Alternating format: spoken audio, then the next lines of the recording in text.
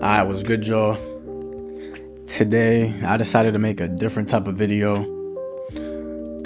Today, we're gonna get a little bit more personal. I wanna tell you guys a little bit about my life. I'm gonna talk about how diabetes saved my life. It all starts back in late February of 2018. So I remember I was working at Domino's Pizza at the time. I was about 17 years old, and I was a senior in high school. And I remember it led up to days where I was feeling super tired. I remember just using the bathroom, getting up every night, using the bathroom like 4, 5, 6, 7 times a night. No exaggerations. And I was always super thirsty. And one day I was at work and I remember feeling like I'm about to pass out. And so I tell my manager, and he's all like, okay, just sit down, relax, take a seat, take a breather for a second. And I think he ended up just telling me to go home. I couldn't finish the rest of the shift. And I think I ended up taking an Uber home. And when I got home, I remember my mom and my sister was there. I remember my mom looking at me like, I told her, I was like, I don't feel good at all. And she looked at me and was like, yeah, you don't look good. You look like, you look super ill. I remember just having like super dark circles around my eyes. Looked like they were sunken in almost. And at the time I was 17 years old and 90 pounds. So just for reference. So she told me that she was going to take me to the pediatric doctor.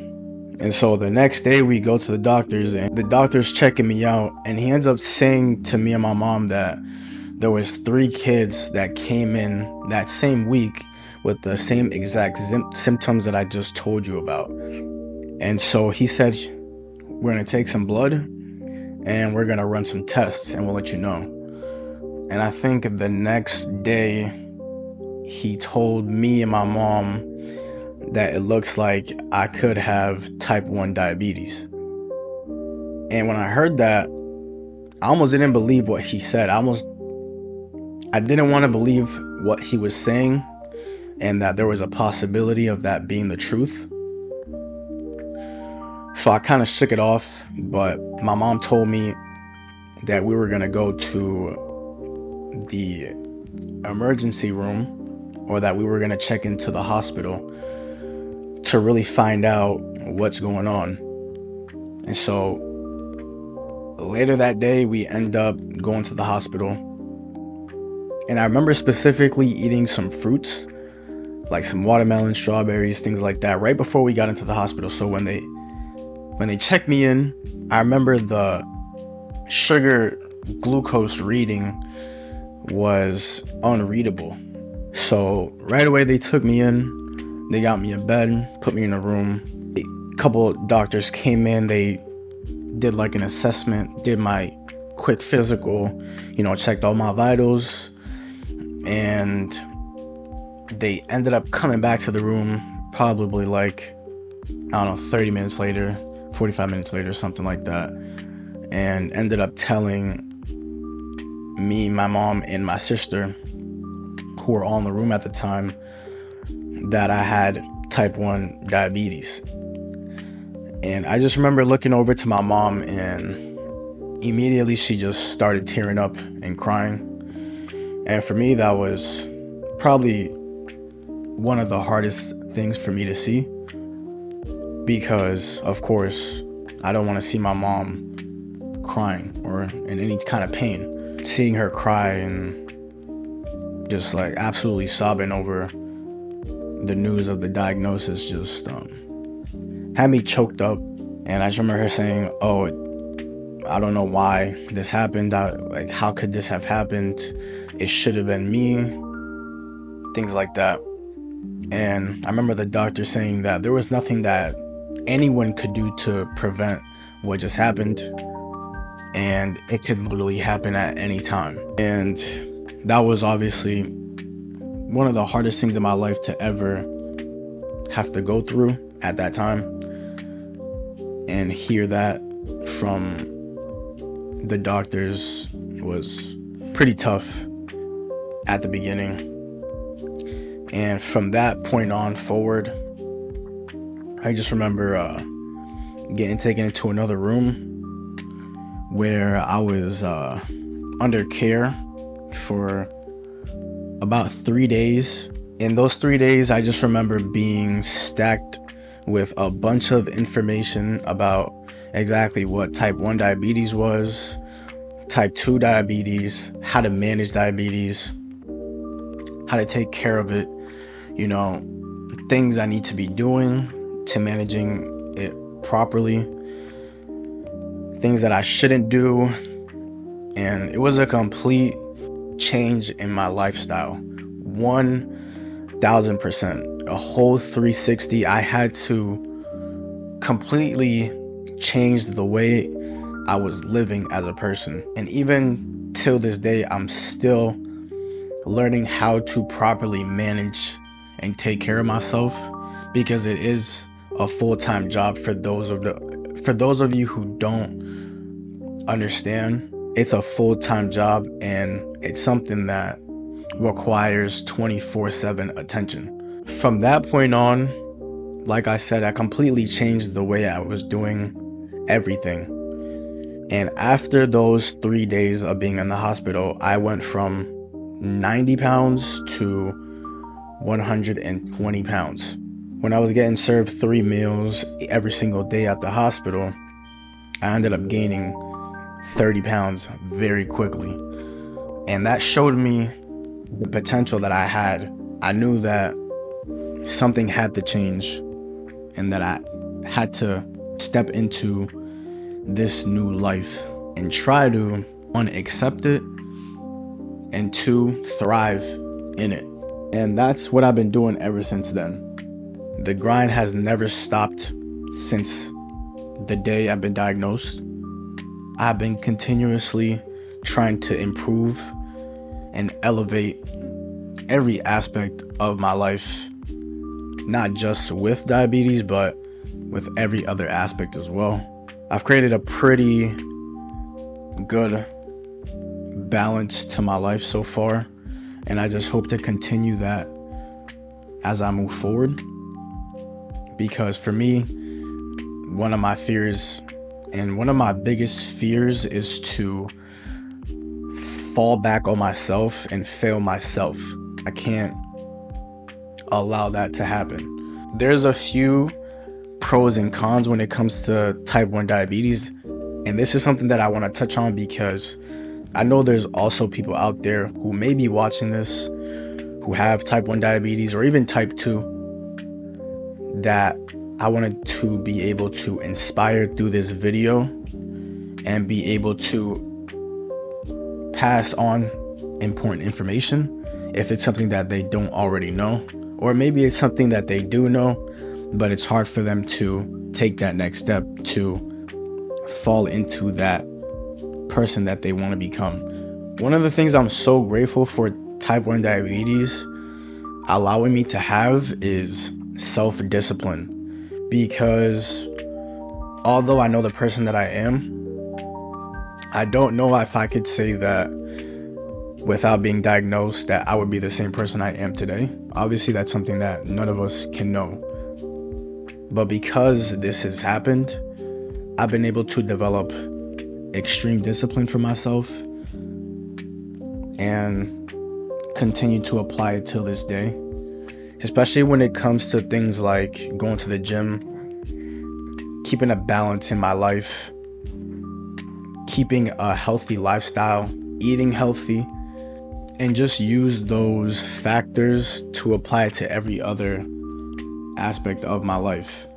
Now, another thing is, like I just mentioned,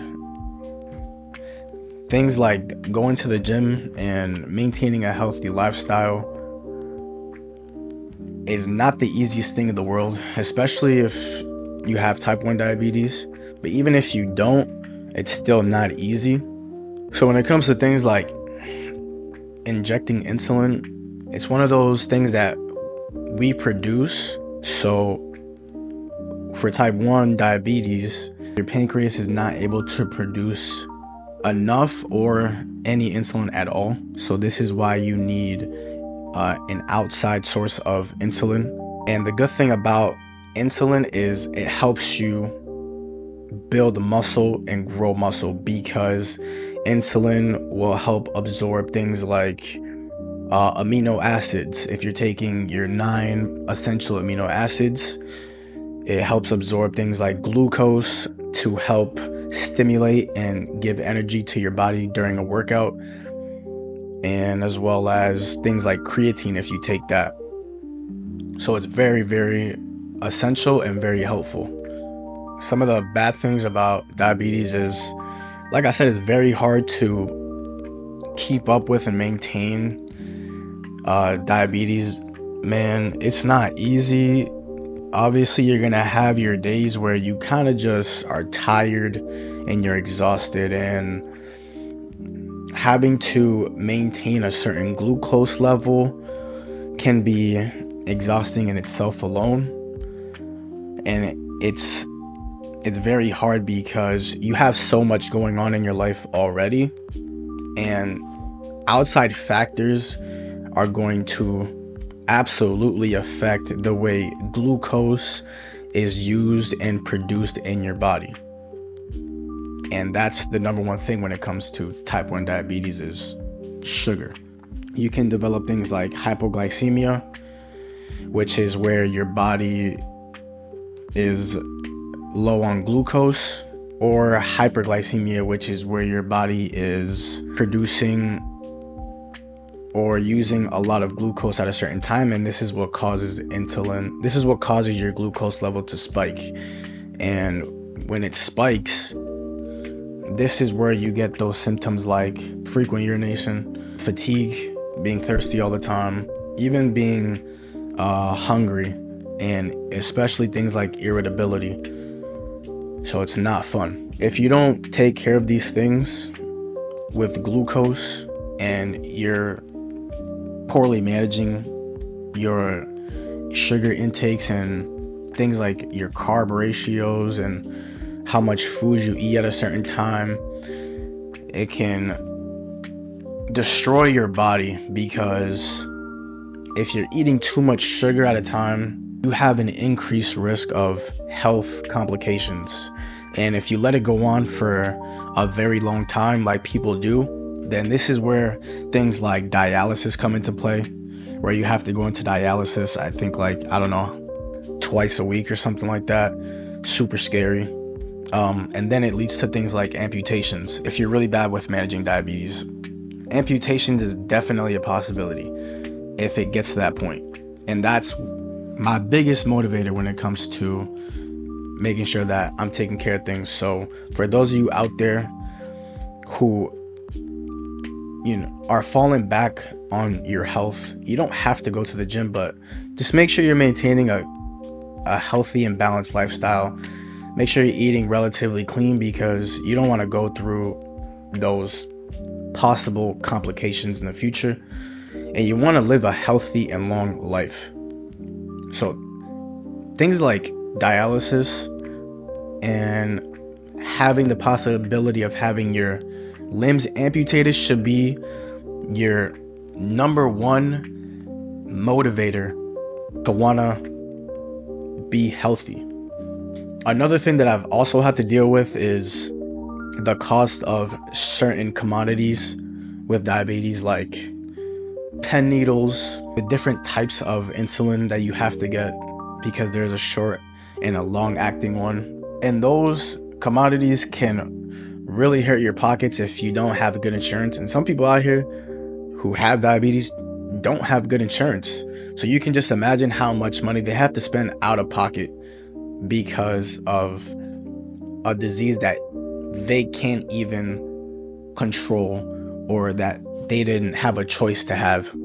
And probably one of the last things I'm going to talk about is the effect that it can have on your mental health.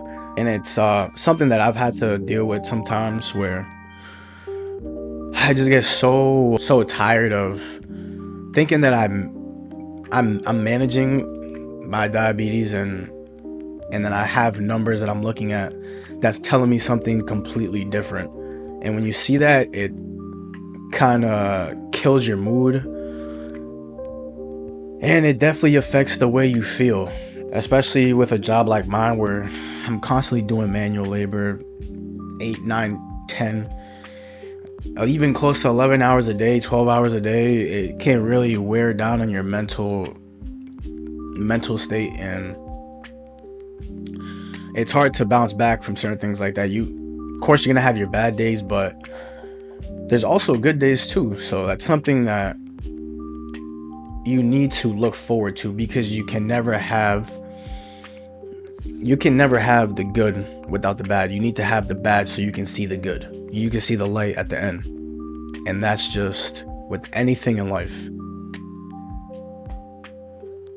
Yeah, man, that's pretty much it. Don't got much else to say. Just want to bring some awareness as well to, this disease, and let people know that if you do have it, you can easily turn your life around. It's definitely possible. I don't want anyone to feel like being healthy, even if you don't have diabetes, is impossible, because it definitely is. You just have to have the motivation. You have to have the discipline. You have to have the determination and the drive, and you have to actually want it, because if you don't, then there's no point of trying. But take that step that you want to. You know that you want to be a better person. You know that you have a purpose. You know that this is not the life that you're supposed to be living. You're supposed to be doing something different. You're supposed to be better. Okay? You're supposed to be the one that's supposed to make it out. You're supposed to be the one that is at the top. You know this. So make it happen. Do what you need to do. Take the steps. It starts very small. Do the shadow work. Do that every single day. The details matter, because the details add up. It's just like a painting. Work on the small details first. And once you do that, and you keep doing that every single day, then you'll finally get the big picture. And when you do, it comes out beautiful. So just remember, it's never too late, and you always have time. So take advantage, bro. Take advantage, because this life that we have is very precious.